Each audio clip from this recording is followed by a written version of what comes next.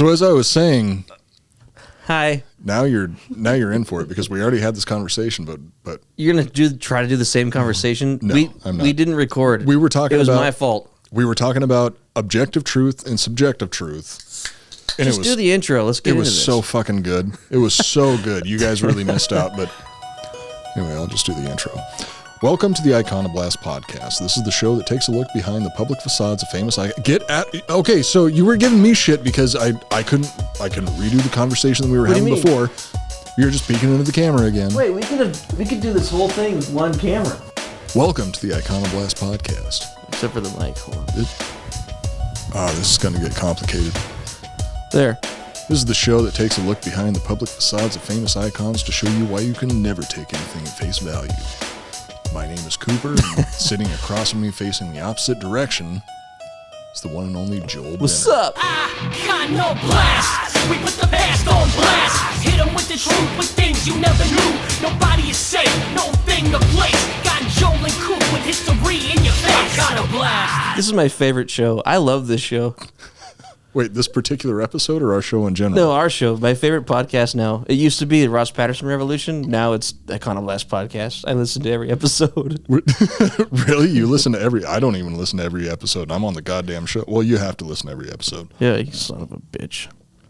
So, in the last episode... Mm-hmm. I don't know if we can do this, though. Yeah, I don't know if we can... To the audio viewers, this. We're both staring into one camera, and it looks really fucking weird, and I look stupid. Yeah, anybody who's confused by what's going on anybody who's listening to just the audio and is confused about what's going on right now, Joel is turning around and facing the opposite direction of me, camera, and we're both looking into the same camera because we're on YouTube now. Yeah. We've been on YouTube for how many episodes? A handful of episodes since now. the 13th, so 7. That'd be 7 episodes. 7 episodes or 8 episodes? Yeah. You're out of focus. You're out of focus. Yeah, I mean, from what I can tell, I'm in focus. Don't do that, dude. Grow the fuck up. Don't do nasty. You are being so school? gross right now. What the hell is going on? I'm really excited for some reason.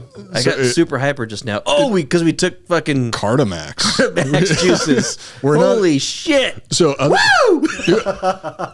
You know what's funny is, okay, so Drinking Bros and APP, some of the other shows on the network are sponsored by Cardamax and Ghostbed. Yeah. We just gave a shout out to Coors Seltzer. And Coors Seltzer. Yeah. We just gave a shout out to Coors Seltzer, Cardamax. I'm wearing a Ghostbed t-shirt right now. Dude. We're not sponsored by any of those motherfuckers. Those fucking pillows are comfortable. And that bed's comfortable. There's a ghost bed right there. Yeah, there's a ghost bed just across the studio from us. Okay, Joel. I wanted to steal this.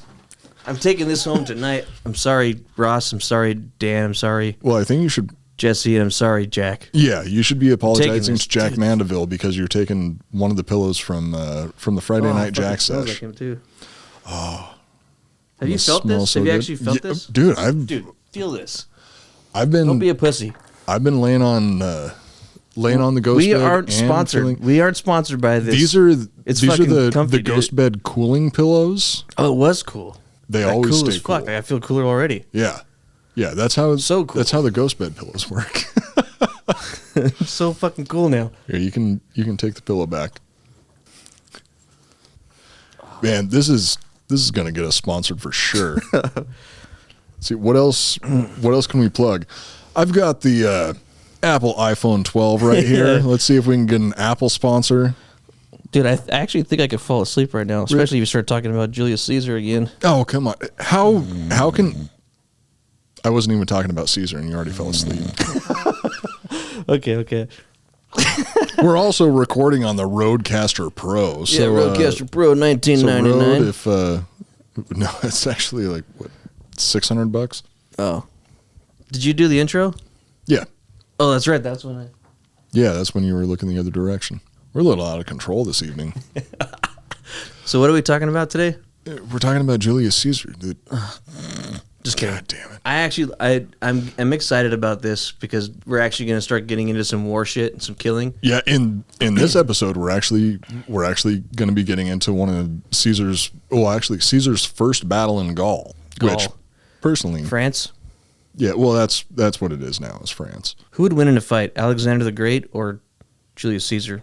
Hand-to-hand combat, naked, full bone, no hands. 3, 2, 1.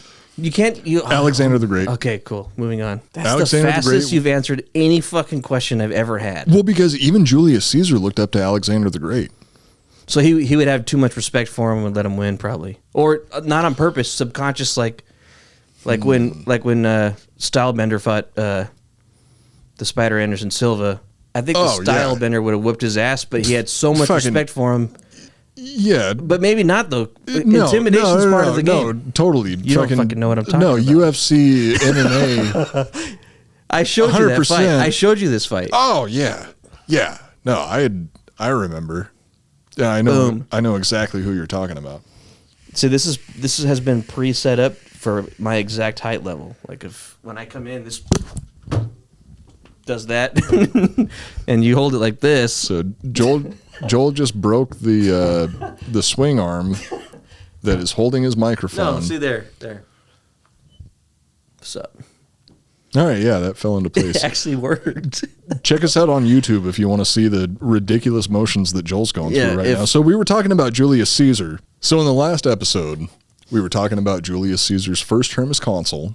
Yeah. And the way that he became consul, which to become consul, he had to give up his first triumph. And the triumph, like I said in the last episode, that's something that we're going to go into a lot of detail in a further episode. There's going to be a whole episode just dedicated to the triumphs of Caesar. So we can't talk about the one. Oh, wait, he didn't get it though, so we don't. He didn't get it. We don't get to talk about it yet. And I really want to. I want to dedicate an entire episode just talking about the Roman triumphs because they were fucking insane. Like a huge... I want to dedicate my time to this episode. Okay, well, in this episode, we're going to be talking about Caesar's first foray into Gaul, which is where he really came into his own as a military commander and fought some of his greatest battles. All of this is really building up. Bube. Oh no, dude! Fucking Caesar was packing a full bush. He was a redhead, right? Full bush. No, you're thinking of a theoretical interpretation of Christopher Columbus. Well, that's interesting. We haven't talked about this. What? Who was the better smooth talker Between Caesar and Columbus? Caesar for sure. Caesar. Oh, Caesar. yeah, hands down. That's not even a competition. Different time. His dad was a lazy drug dealer. He had a harder time getting there, but he tricked some kings and queens. They did both spend some time in Spain. Slapping that ass. Okay, so check this out. Christopher Columbus spent all of his time in Spain, like, trying to get money from the Spanish royalty. Caesar fucking ruled Spain.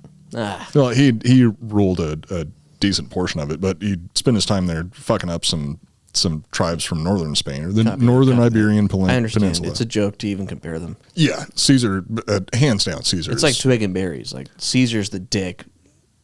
Columbus was like the ball, but the smaller one of the two. So, did you? I'm sure you probably already know this, but in general, or actually, it might not even be in general. Outside of certain mutations, probably mutations. If you're either left-handed or right-handed, if you're right-handed, your left testicle is smaller.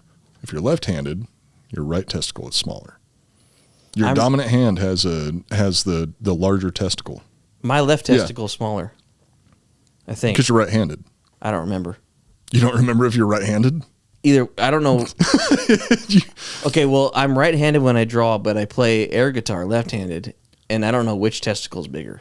Because wouldn't you do all the fucking complicated shit with your primary hand? No, you do it with your offhand. Well, maybe my fucking right testicle is bigger than my left then. You can just reach down and figure that out. I'm right-handed, but I fucking play guitar left-handed. Here it is. The videos are flipped.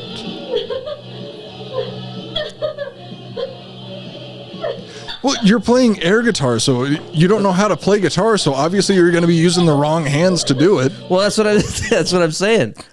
I'm right-handed, but I play air guitar fucking left-handed. So. Okay, Jimi Hendrix. So, as we were just talking about a moment ago, we're getting into Caesar and his conquest of Gaul. So Okay, I'm gonna try to calm down and lock it in. I've completely it's lost my my fault. train of thought It's at this my point. fault. I almost broke the microphone. I interrupted your intro. I got real excited because we slammed those goddamn Cartamax. The fucking things. Cartamax. They Those juiced things me. are out of control. Yeah, they juice the fuck out of you. Especially, well, it tells you on the label like do this with a full glass of water. But we took them like shots. We didn't do it with the full glass of water. And that was actually my second Cartamax of the night. Fucking juice, dude. So I'm gonna try to. I even told myself, like, okay, I already had one Cartamax tonight. I'm just gonna do half a one to make sure that I don't get too amped up because I plan on sleeping at some point tonight. Not gonna happen. We'll be all right. Or We're gonna learn a bunch of cool shit about fucking Julius Caesar fucking slaughtering the Gauls right now. It's gonna be awesome. We are. We just got to focus up a little bit. Okay, yeah, we can just focus lock in and we can do this. So we already went over Julius Caesar's first term as consul. Yeah. We talked about Julius. Stop. Okay. Stop flexing at me. I got no muscles, so it's fun. There's only so hard that I can get right now. And I'm already hard from thinking about Julius Caesar. Okay. So we talked about Julius Caesar's first term as consul. The way that he became consul, we talked about how he had to give up his first triumph, which I'm still really excited about talking about Caesar's later triumphs. Because he gets a lot, right? Oh, yeah. Oh, like a handful. Oh, yeah. Yeah, he fucking goes for it. Oh, yeah. This episode's a fucking mess. But it's going to be fun. No, we can lock it in. We can focus. Oh, yeah. We're only 10 minutes in. Oh, yeah. Yeah, we got this. Yeah. So. Oh, yeah. I like the way you say that. Oh, yeah. Calm down. Full disclosure, Joel and I might have drank a little bit before this episode. But I'm not even drunk right now. I am. You are? No. No. I'm just fucking weird energy got I'm just jacked up on fucking Cartamax, dude. Okay, let's do this. Come on. Let's lock it in. While serving as consul in 59 BC, Caesar did everything he could to ensure his post-consul career would be comfortable and free from legal repercussions. Like we talked about in the last episode, anybody holding imperium in the Roman political sphere was immune from prosecution. Mm-hmm. So Caesar owed a bunch of money to a bunch of people because of his political debts. Marcus Crassus paid off those political debts for him.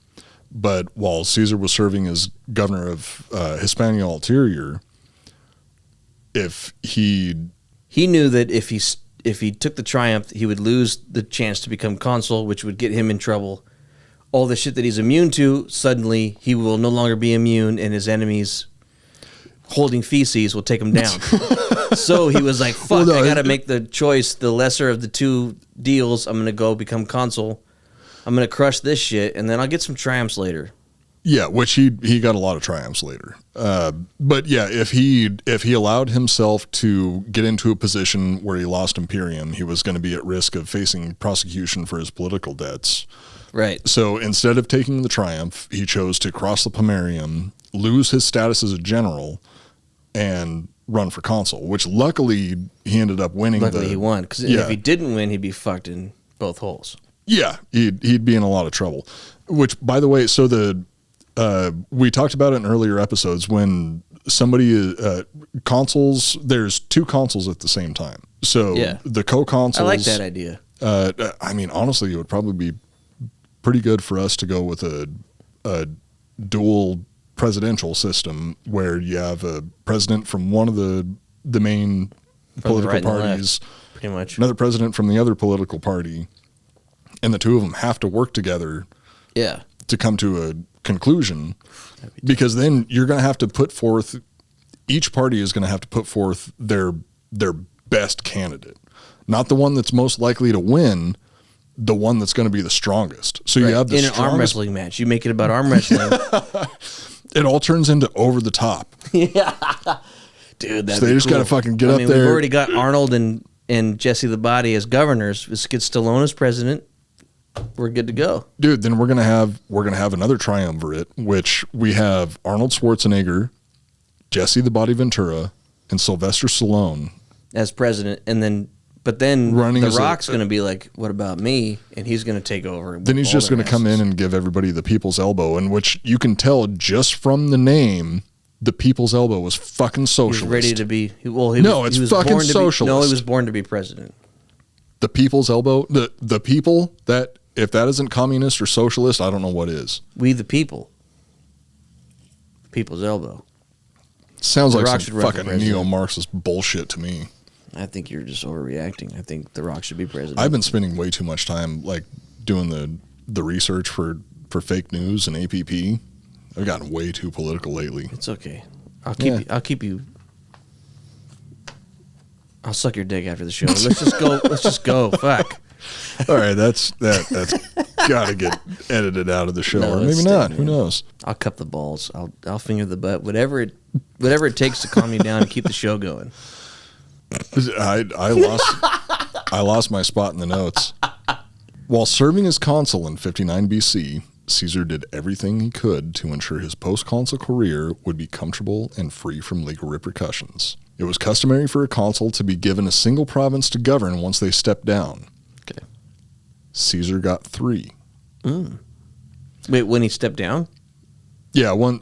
So we just went through a full consulship. Well, he we became talked about consul and then he chilled out. He and became then consul, and then okay. So here's something Let's else. just get to the fucking violence, man. I need some violence. Okay, well, This is like if This is some if this is an interesting action movie. shit. We're 20 minutes in and there hasn't been any action, except for me saying I'll suck your dick, which is fucking gay, and that's weird because we're not gay, right? I don't think so. I hope not, because I don't want to suck a dick right now. God, you're immature, dude. This is a fucking disaster. You're immature as fuck. Something that I actually didn't mention is the person that he was serving as consul alongside was this guy, this poor fucking bastard named Bibulus. Bibulus was the nephew of a guy named Cicero or Cicero, which I'm not going to call him back into this. Cicero. It just sounds so much better calling him Cicero. That's the wrong way to pronounce it. To be perfectly it's the honest, modern way to pronounce it, right? it's the modern way to pronounce it is to say Cicero, but it would actually be Cicero. Also, as we Dan talked about in the Carlin last episode, Probably say Cicero. Dan Carlin would say Cicero because Dan Carlin says Caesar. So obviously that's the way I'm going to say it because I'm not Caesar's a leader. weird. I'm just going to say whatever somebody that I respect says. So yeah, Caesar and Cicero. That's what I'm going to call it. So Bibulus was the nephew of Cicero. Lucius. No, not. Okay, Where's the respect? I have never heard Dan Carlin say Lucius. But I thought you respected me. Since when? You don't respect me? I think it should be called Lucius. Okay, we've been through this before. The nerd that I knew in high school. But you said it's about respect. You respect the nerd in high school more than your best friend in the world? I remember this. Dan Carlin says Caesar, so I'm going to say Joel Caesar. Benner says Lucius. But the fan who wrote us the letter about the proper pronunciation Lucas. of Fuck, it'll be Latin Lucas then. said that there was no soft C sound. Lucius got fucked by fucking Caesar all the time in the movie. You could tell. The little kid? Yeah. That's why she was so upset all the time. Well, no, because technically fucking- that wasn't Caesar. Well, that was Well, I mean, the term what's his Caesar, name? the term Caesar did turn into a title as opposed to being a name. What was his name in that? It was Chodius or something? Julius. Quintus. No. No, Quintus it was his was. Fuck! Why can't I remember this guy's Cornelius. name? No. Joaquin Phoenix. That was his name. Joaquin. So that would be Walcine. Wait, no. No, they pronounce Q's Q's as a Q? Q because there's names like Quintus. So Caesar was serving alongside this guy named during Caesar's term as consul. He was serving alongside this guy named Bibulus, who was the nephew of Cicero, and Cicero was. I mean, you can. Call him what you want. Well, no, you can look into it. Anybody who's interested in Cicero, Cicero was a big deal in ancient Rome during Caesar's lifetime. Okay. If you want to know more about it, you can look into it yourself. I don't really want to get into his career. But Caesar and Bibulus became co-consuls, and And he got fucked. Bibulus got fucked big time. But I want anybody who's listening to this, I want you to remember the name Bibulus because it comes up in a big way later in Caesar's life. In a very big way. So, like, as an example of how badly Bibulus got fucked during their consulship. So, first of all, I think I mentioned this in a previous episode that during Caesar's first term as consul, they didn't call it the consulship of Caesar and Bibulus. They called it the consulship of Julius and Caesar because he dominated their term as consul so much. I remember we talked about it, how like it wasn't it like 3 months each or something, or a certain amount of time each? Yeah, every month they would they would trade off. Caesar was in power. He was like, no.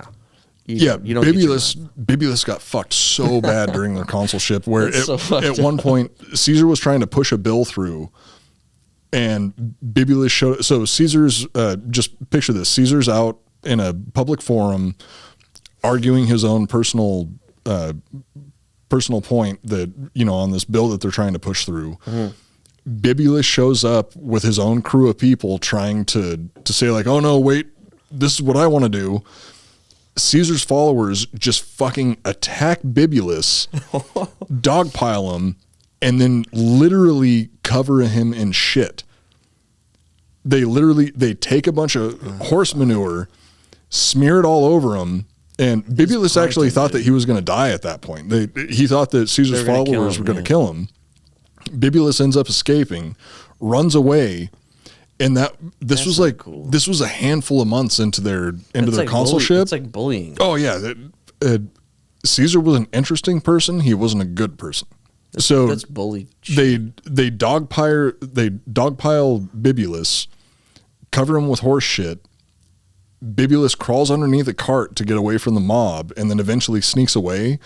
It was literally his last public appearance during their entire consulship. Yeah, for the rest of the time they were consuls. Shit on, literally. Yeah, oh yeah, literally got shit on. Fuck. For the rest of their time as consuls, Bibulus never made another public appearance until it was time to move on to the next consul. So it was sort of customary for when they were electing a new consul or a new co-consul, the previous consuls would get up and they would give like an outgoing speech. Yeah. When Bibulus stood up to give his speech, he got laughed out of the Senate. Yeah. So Bibulus, this poor fucking bastard, was just overshadowed through their entire consulship. And he spent his life getting to the point where he could become consul. Yeah, well, just got shit on. Bibulus was a result of nepotism because his uncle was rich kid. Cicero. Well, it was like your family members clearing the path for you to have your own career. So Bibulus would have never had any career in politics during ancient Rome unless his uncle was Cicero. So Cicero did a bunch of work to get Bibulus to become a consul. And then Bibulus just wasn't strong enough to shit on him. Contest with Caesar. But nobody was. No, I mean, not really. Yeah. Considering the rest. Nobody was able to contest Caesar except for about 27 senators that conspired against him later in his life. And that ended very badly for Caesar. But we'll get to that in a later episode. So yeah, this just remember the name Bibulus. Publius Bibulus. Publius. He got the guy that got shit on. And his name was Publius. That poor fucking bastard. I still feel bad destiny, for him, bro. That's called destiny. Your name's Publius, and you get shit on. I honestly do meant to be. Still feel bad for him, but he shouldn't have been in the position that he was in. He wasn't, especially considering the time period that they were working in. He wasn't a strong enough candidate to be doing what he was doing. He had no reason to become consul. Fairly often. It does sound kind of familiar that somebody that shouldn't be in charge is suddenly in charge and not strong enough to be in charge. Yeah. History repeats itself pretty often. I saw a meme recently that said history sighs and then repeats itself. So anyway, as I was saying before, an outgoing consul is generally awarded a governorship. They'll be given a province to govern a single province. Caesar got 3 provinces. Why did he get 3? I mean, it was really just smooth talking, dumb luck. A little bit of smooth talking and also dumb luck. So he was originally going to be given, I think it was, he was either going to be given Transalpine Gaul or Cisalpine Gaul. Did a little bit of political maneuvering, ended up getting Transalpine Gaul, Cisalpine Gaul, and then it just so happened that the governor of Illyricum ended up dying around that time. So he argued to get Illyricum. And Illyricum. Just so you know, so back in those times, Italy wasn't a singular nation. It wasn't a singular country. Right. There was Rome. There was, Italy was a peninsula, but it wasn't unified. So all of the long boot. What Caesar ended up getting was like the northwestern coast of Italy, like north and to the west of Italy. He got the north of Italy, and then he also got the northeastern portion of Italy across like the whole water. little top half of the boot. Yeah, the whole top half of the boot, not just the boot itself. This extended north of the boot, and then along the coast to the east and the west of the boot. Cool. So yeah, he had those three provinces that were under his control, which it honestly was that's already a big chunk. Pretty big deal, because normally an outgoing consul they get one province piece of that, to govern, and he got three. That's my boy, dude, getting his shit. Through the political maneuvering and luck, Caesar found himself in charge of Transalpine Gaul, Cisalpine Gaul, and Illyricum. As a governor, or more specifically a proconsul, because they didn't use the term governor. Right, you said that, yeah. Yeah. It's kind of the same, but they're kind of the same, but not the same. Way, so an outgoing consul, it's like if governors had dads, grandpas, and great grandpas. Yeah, somewhat similar to that. So and it's like a lower one and then a higher one. Because there's also but when you're a proconsul, you're less than you're the grandpa now. You're not in charge. The dad's in charge. Yeah, what you are is son, dad, grandpa. You are Pre-consul, consul. I guess you could say it's similar to. So let's say somebody is a president, and then after they stop being president, they become a governor. You would call it a pro-governor, because you used to be a president. You have some of the power so of the president. You're a little bit more powerful than a governor. You're more powerful than a governor. But yes, you're not the president anymore. But you're not the president anymore. Okay, so that's different. Okay, and yeah, so that makes sense. That makes sense to me. Yeah. Yeah, so there's proconsul, propraetor, or propraetor. When presidents are done being presidents, can they go become a governor? I don't know. That's never. I don't think that's ever happened. Not that I can think of. Like if Obama right now is like, all right, I'm going to become a governor. Do you have to retire after you're a president or something? Why doesn't that happen? Well, generally presidents, after they retire, they go on and or after they join some private corporation. Along with the three provinces, he was given command of 4 legions to help protect them. Caesar then used his own money to raise 2 additional legions, giving him 6 total. Nice. 2 for each. This made him arguably the most powerful man in Europe at the time. Wow. He had 6 legions under his command. That's a lot of fucking guys. And Weinstein was helping him with that, right? No, Cicero? Crassus. Fuck. No, Caesar was, at that point, Caesar was using, I guess technically his own money to raise more legions. But telling them that he'd pay him later. Yeah, well, that was coming. It was his campaign in Gaul that really put him in debt with his soldiers. After his term as consul, Caesar was still in a lot of debt. With 6 legions under his command, all he needed was somebody to subjugate and steal the money from. So Caesar turned his attention to the unconquered territory known as Gaul. With 30,000 soldiers under his command and the entirety of Gaul to subjugate, Caesar needed a reliable right-hand man to help him run his campaign. He knew exactly who to turn to. Titus Labienus. Labienus is going to play a big part in the story overall during the rest of Caesar's life. I'm Labienus. I'm your fire. Caesar and Labienus were around the same age and had already developed a friendship during Caesar's term as praetor.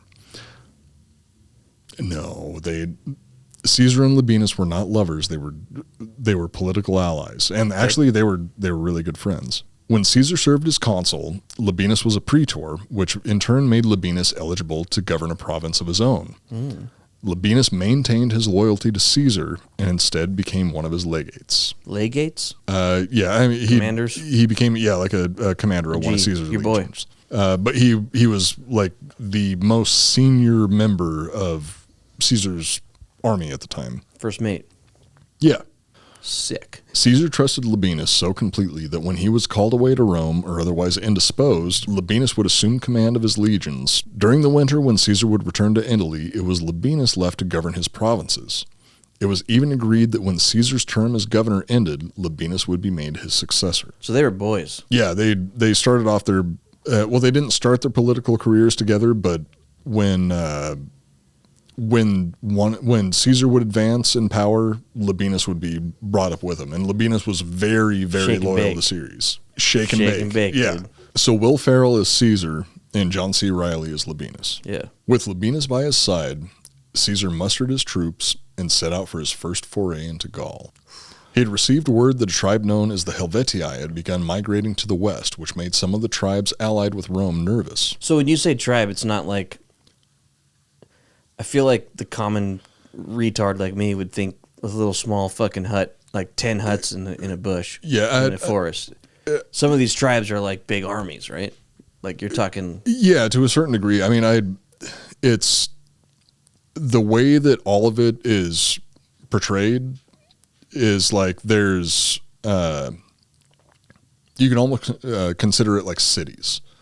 So there would be a state where we're in the next episode, we're going to be talking about the Belgae, and the Belgae is like a large portion of northern France or northern Gaul.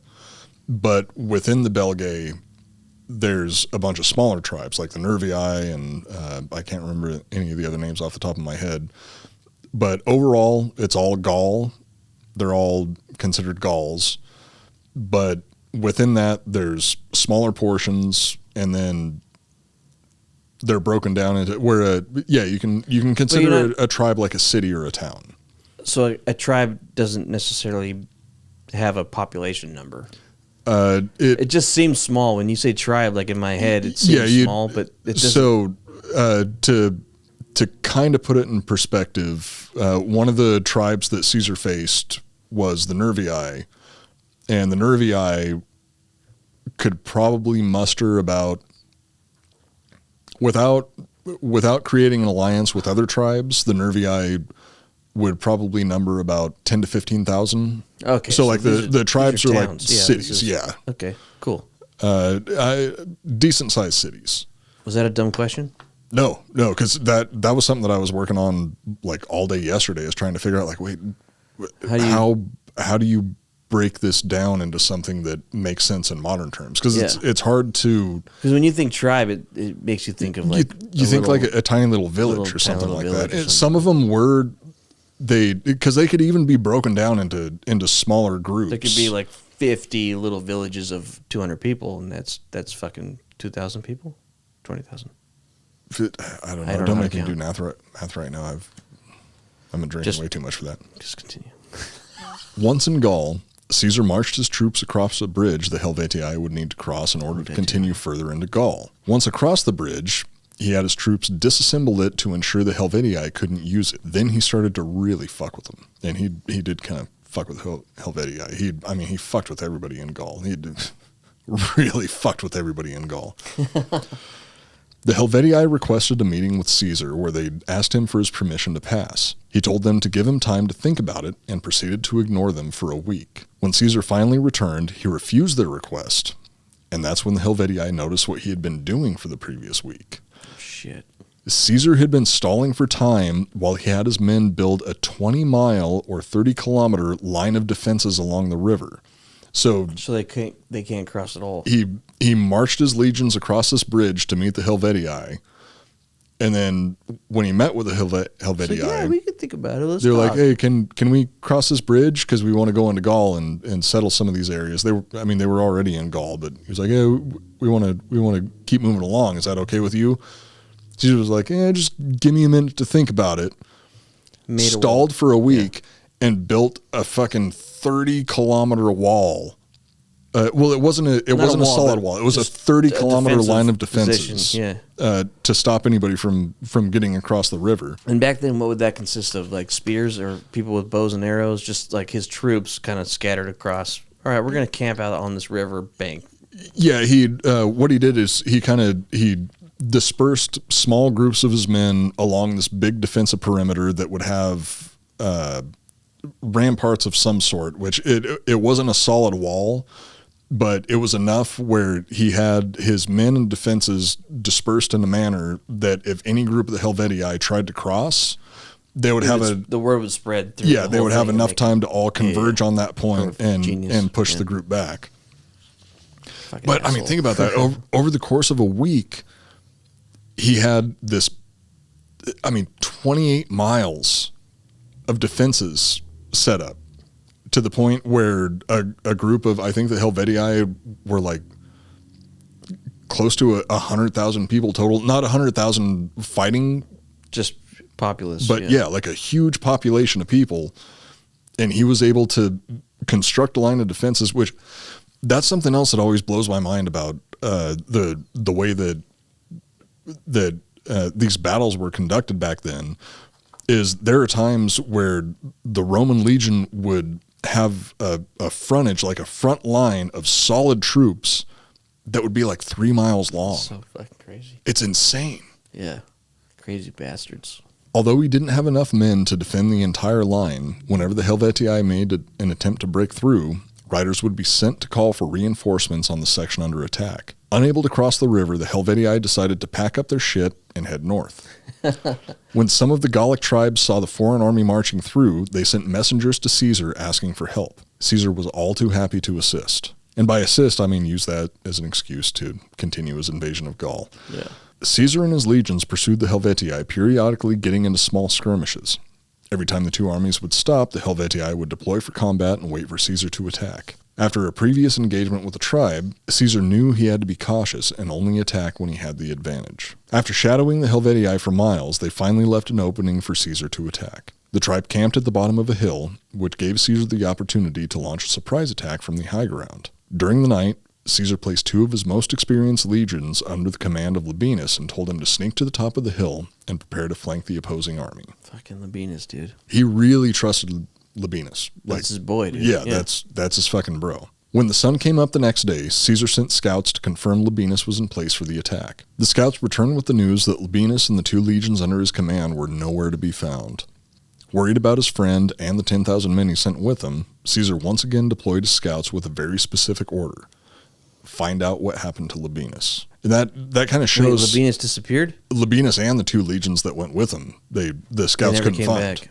Back. They were supposed to go to the top of this hill. So the Helvetii had camped at the bottom of this hill. And So what the plan was Labienus was supposed to take 2 legions, sneak up to the top of the hill at night. And then in the morning, they were supposed to stay at the top of the hill until Caesar and his legions made contact with the Helvetii. Once the battle started, Labienus was supposed to charge downhill with the other 2 legions and hit him from behind.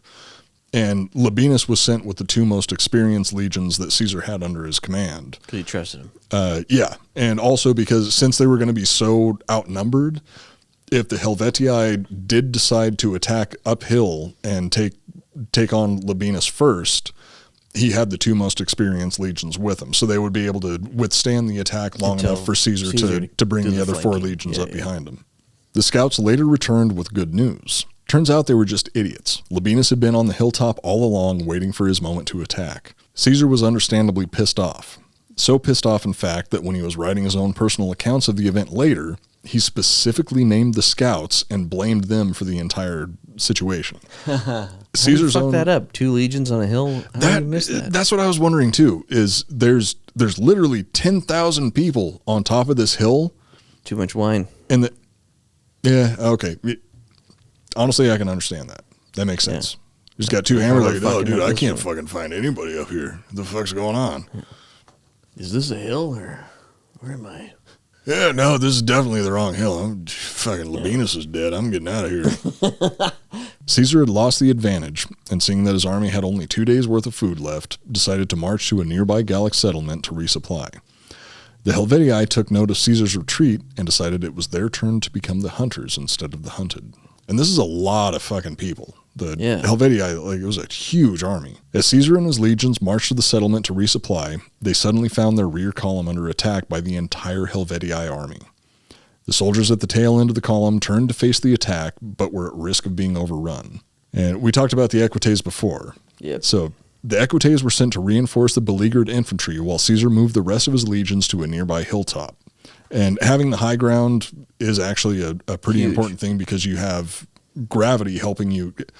A lot of this was like a shoving match. If you if you can knock them off balance and push them back with the help of gravity, then I mean you can literally just fucking using way less strength and way less stamina over time. Yeah, having the high ground is actually a big deal. Always.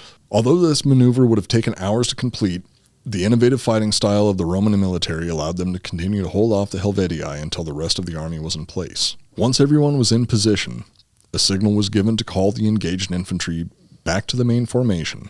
The Helvetii pursued them up the hill, only to be pelted with a barrage of pila. And the pila are the spears the break apart spears. Yeah, they such a cool idea. Each soldier carried 2 of them with them during the post Marion Reform Legion. As anyone who has seen Star Wars: The Revenge of the Sith can tell you, once you have the high ground, it's over. The battle was initially evenly matched, but slowly the Romans gained the advantage and began to push back the Helvetii. Just when it seemed like Caesar was ensured of victory, a third army entered the fray.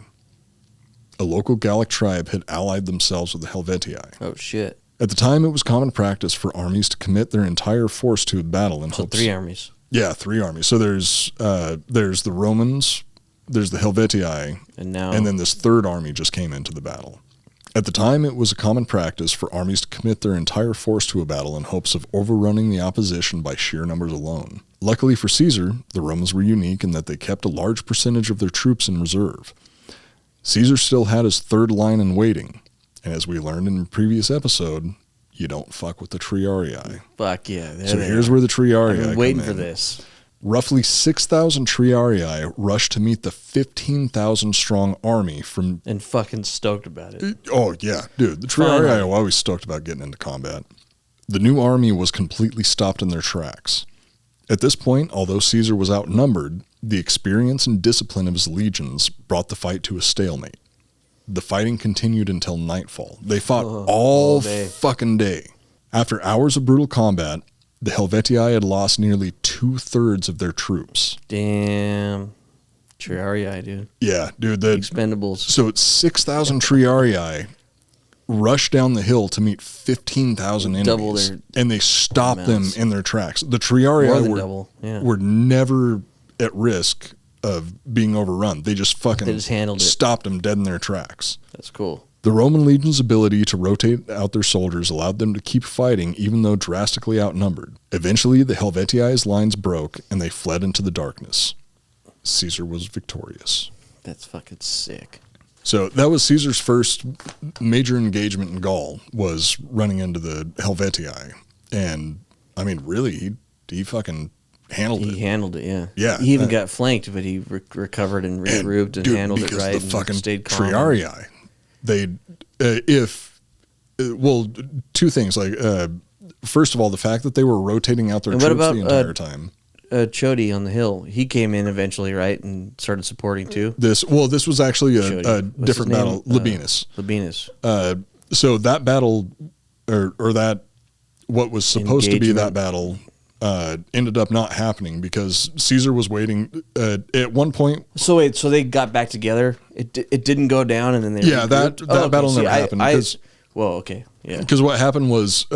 For a while, Caesar and his legions were shadowing the Helvetii, and every time the two armies would stop, the Helvetii would deploy for battle. Like they'd line up all their people at the end of the day.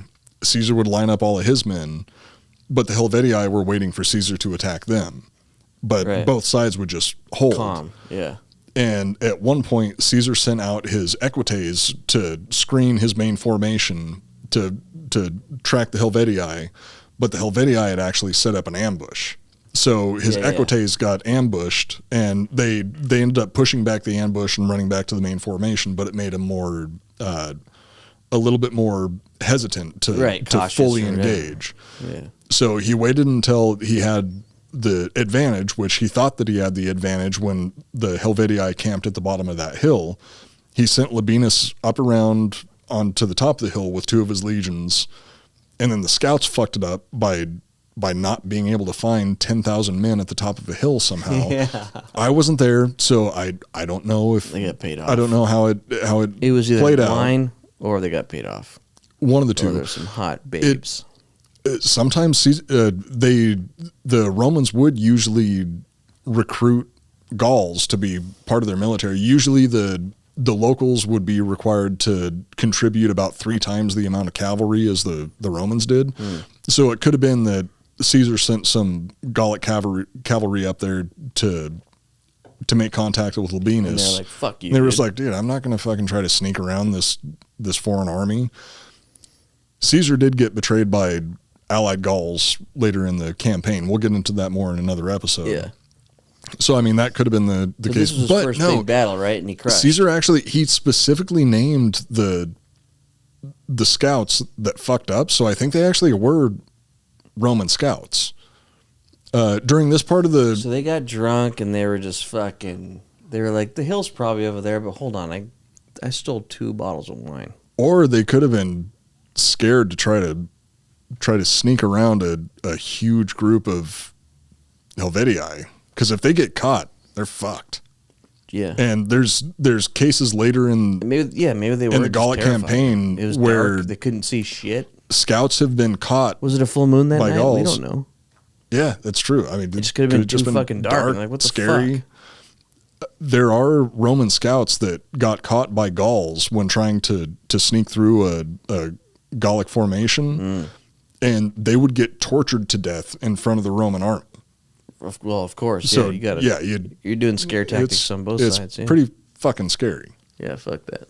So yeah, Caesar ended up defeating the Helvetii, and they just kind of dispersed off into the Ran away, darkness. yeah. And that was his first major victory in Gaul. Sweet. After that, Did he get the, what's it called? What he got before? Not the triumph, but before that, when you Imperator. Imperator. Get that back. Yeah, later on, Caesar gets hailed as Imperator by his troops pretty fucking quickly in That's Gaul. sweet. Because He knew his that. He troops was like, loved I'll him. get that shit again. His troops seriously, all of Caesar's Do you know if he legions fought in this fucking battle? loved him. Did he get down in the dirt on this fight?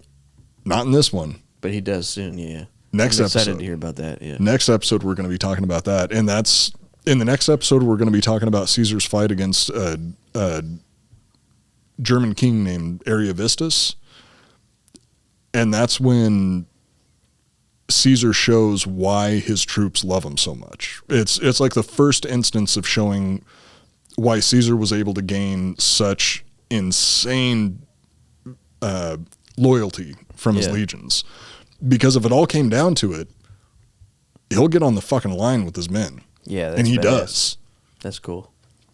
So I mean, Piece Caesar. of shit, but you gotta respect him for that. I was just gonna say that. Like, yeah, he's a piece of shit. Like he's an egotistical piece of shit, and he's also a brutal, ruthless piece of shit. But if you're under his command, he good. took care of his troops. Like Yeah. he would actually You'd have to if you saw it clear as day on paper, you're like, okay, well, I'm gonna go fight for this guy because I'm safer here. If I had to If choose, I do these 3 things, I'm gonna get a girl and some wine, and I'm gonna get to fight. But I also, if I get tired, I get to relax. and not only that, if a single group of his soldiers would get separated and cut off in some way, Caesar would go through hell to get him back. When there's something that we'll talk about in one of the later episodes when Caesar actually sailed across back then it wasn't, when Caesar went to Britain, some of his troops on the boats got separated and crashed on a beach and ended up getting surrounded by a bunch of enemy units. He went through hell to get them back. Like, he dedicated a huge portion of his army just to go and rescue those soldiers. And it was like 500 to 1,000 troops, which, I mean, that's a lot of people. But when you're working with an army of 60,000, he cared about his boys. yeah, he cool. very much cared about the men under his command, and he took very good care of them.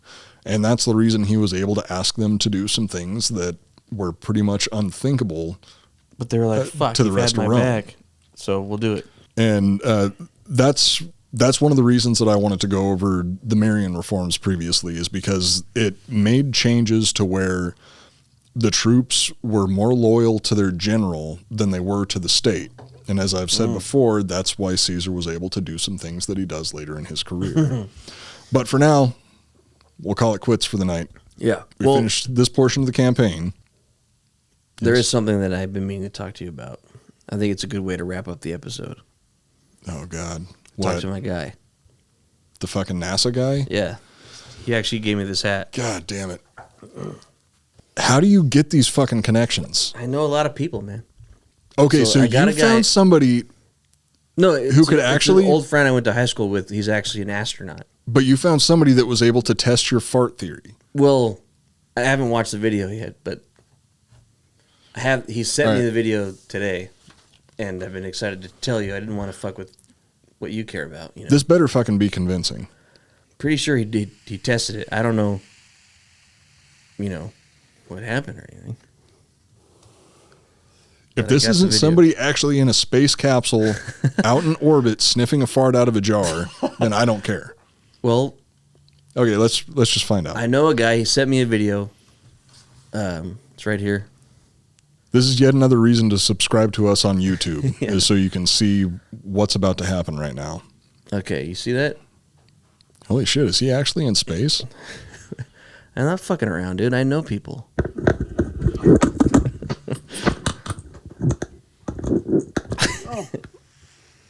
Joel, can you hear me? Joel, This is the Russian space program for sure. I've been in my space pod for about 18 hours now. Okay. And I've cut off the oxygen supply.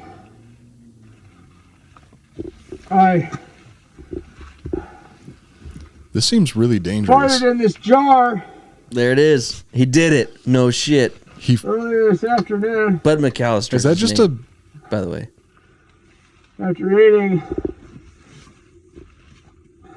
terrible space food, as you can imagine. I'm gonna give us a countdown. I'll raise my visor and I'll inhale the He's gonna do the test. flagellant.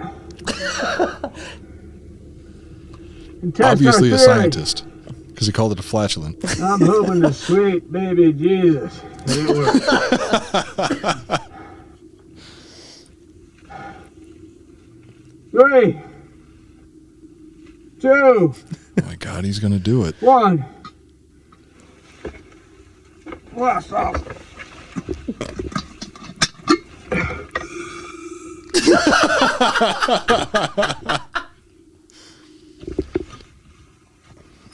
Crazy son of a bitch did it.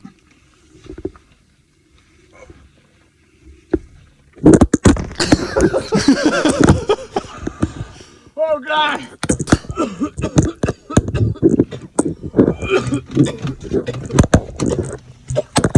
Joel! Is he okay? No, I don't think it worked. I wish we could talk to him. It's a recording. Oh God! Oh. Terrible. Joel, you just killed a man. I think his last thing he said was terrible idea to cut out. So I was right. I don't know. It's a horrible fucking idea to breathe a fart when you're in space. We don't. Okay, you might be right, but Honestly, I got to say that he did take a breath or something, and it seemed Well, like yeah, he was he- still alive. for a very short period of time, that there's no way. So if he did that within the safety of a space capsule, Where else would you be? I thought the whole idea was that you're floating out in space, you're running out of No, oxygen you're in your space you're in your suit. spaceship, and you run out of oxygen. I think you need to go back and listen to the previous episodes. I don't think that was the hypothesis that we're trying to test. The argument was that there was no oxygen no matter where you are. If you had a fart in a jar, would that give you a breath? And he took a breath, but we don't know if he got any oxygen from it because it looked like it killed him. I'm not, we had a comment on YouTube recently that said it's doubtful that there would be enough oxygen in a fart to sustain you for very long. So if you're completely out of oxygen, but it also said, I honestly think that you just killed an astronaut. Oh, but your hubris killed an astronaut. An American hero. He got his visor closed. I think he vented all the oxygen from his capsule, but not his suit. Okay, so he might be okay. Well, I hope. I'm gonna have to message him now. If he doesn't respond, he's fucking dead. That same comment did say though that they were interested to know. I think this is still inconclusive. I'm leaning towards you're right now, based because off of you what just the fuck killed an astronaut. Bud McAllister, man, thank you. Like, I mean, if you're Bud alive, McAllister, he's a big fan of the show. That's why he did that. Like, he's actually been in a space pod in orbit. It was a part of the space station, but they detached it as a probe situation. He's by himself in a pod in circulation of the Earth. He's been alone for probably over a year. But he's a fan of the show, and I asked him to do me a favor. And Bud, if you can hear me, I appreciate you doing the test. I hope you're okay. Bud McAllister, Godspeed. Yeah. Oh no, you're an American hero, and we'll remember you. He closed his visor. We'll remember your sacrifice. He's fucking dead. There's no way he survived that. He's all right. You killed an astronaut. He knew the risk. He knew the risk. God bless him. God bless you, Bud McAllister. All okay, right, that's it for this episode. We're going to come back in the next episode, and we're going to talk about Caesar's fight against the German king Ariovistus. Yeah. And that one, it's going to be another fun episode. Like I said, we're getting into the shit in Caesar's life that I'm like really excited about. There's going to be a lot more combat, a lot more action, a healthy dose of genocide, but who hasn't committed a little bit of genocide in their life, right? All the people we remember, I guess. Yeah, well, no, the people who commit people we remember genocide, that did good shit, like Gandhi. Gandhi was a fucking pedophile. Okay, so everyone that we know and remember are always bad people. Everybody's Julius bad. Caesar. Everybody's a piece of shit. Stalin. That's something Dan Holloway will tell you, is everybody's a piece of shit. Yeah. And I'll back him up on that. Part of life. Nobody's good, nobody's bad, everybody's human. Hitler was bad. There's some good people. But Hitler was also a vegetarian. It's very hard to be good. You know, I think that it's safe to say that because Hitler was a vegetarian, all vegetarians are Nazis. You heard it here first. We'd like to thank Rocom for the song. Yeah, if you guys want to support the network, you can go to the Drinkin' Bros Patreon account, donate to the Patreon. You're going to get access to the Friday Night Jack Sesh, which is a great show. Jack Mandeville is a fucking genius. You'll also get access to Ross Patterson Uncirked, which is probably the dirtiest fucking show you'll ever hear in your life. Yeah. Check out the Drinkin' Bros History channel. On the Drinkin' Bros History channel, you're going to find Softcore History, which is our brothers in arms in terms of Drinkin' Bros History. Yep. That's Dan Regester, Rob Fox, and Jake Goldman. They do a good show. I do the live switching on their show for them. It's a lot of fun every week. We do it every Monday night. Yep. Every now and then they talk to me while I'm off camera, and I just feel so special for it. You can also check out, there's so many shows on the network, though. We got Icebreakers with Chuck Liddell. Yeah, it just came out. Brand new show. Chuck Liddell and Adam Ray. It's fucking awesome. Hilarious show. Chuck Liddell is surprisingly nice guy. For a cold-blooded killer, he's really nice. Yeah, for somebody who can literally kill you with their bare hands. And probably has killed somebody on accident or on purpose. We can't talk about it. Yeah, we can't talk about that part of it. Let's see, what other shows we have on the network? I mean, obviously Ross Patterson Revolution is fucking Drinkin' amazing Bros, with Jesse Fake Wiseman. News, APP. Drinkin' Bros, American Party Podcast. Just check out everything that has to do with Tetherball Academy for Media. The ladies. Ooh, Drinkin' Broettes for the ladies. I listen to it every week. It makes me feel pretty. He listens. Goes. We all do it. All right. Well, that's it for this episode of the Iconoblast podcast. I'll find out what happened to Yeah, find out Bud- what found Bud out McAllister. to Bud McAllister, because I think he's okay. Well, if he's okay, then you've proved your hypothesis that you can breathe a fart. Oh no, because I think he just closed. I think he tried to breathe. Further analysis. We'll see. Yeah, there's more analysis needed to confirm. I really wanted that to prove my point, and I obviously there's no proof in what we just saw. That looked like a mess. You killed a man. Yeah, it could be really bad. Okay, if we can get in contact with Bud McAllister, we'll let you know what happened to him. Yeah, so that's it for this episode of the Iconoblast podcast. Go Follow ahead. our Instagram. Follow our Instagram. Iconoblast Podcast at Iconoblast Podcast. At Iconoblast Podcast. You can I'm going also to burn this follow statue Joel. for this episode. If Eventually. you're watching on YouTube, then you can see the statue that I'm holding up. This is Julius Caesar. If you have tryptophobia, do not look at the back of this statue. It's got a bunch of holes in it. It's actually a pencil What's holder. tryptophobia? Yeah, that's where tryptophobia. you get creeped out by a bunch of holes close together. It actually bothers me too. But I'm fucking neurotic. Why? I'm Because you want bothered to by everything. fuck the holes? What's the? It just makes me deal? so goddamn horny. But what? No, it's what just, is it? Is it like seeing, turn you on? Like when you see a bunch of holes close together, it doesn't bother you. No. Looks Because like when when I look at that, it makes my skin crawl. What are you talking about? Tryptophobia. I mean, I'm pretty Like sure it's fly called eyeballs? tryptophobia. No, it's like a bunch of holes close together. Like something. If I don't know, You're scared of holes? You can look up tryptophobia on. Obviously, Maybe you should try sucking dick. that's why I'm still a virgin. All right, that's it for this episode. Tune in next week. We're gonna talk some more about Julius Godspeed. Caesar. God And bless we're gonna be talking about Julius Caesar's fight with Ariovistus. It should be pretty good. This has been the Iconoblast podcast. Goodbye as a what? Goodbye as a it used to mean go with God. God be with you. God be with you. God be with you. God be with you. I'm Matt Cooper, Joel. Peace. reminding you to never take anything at face value.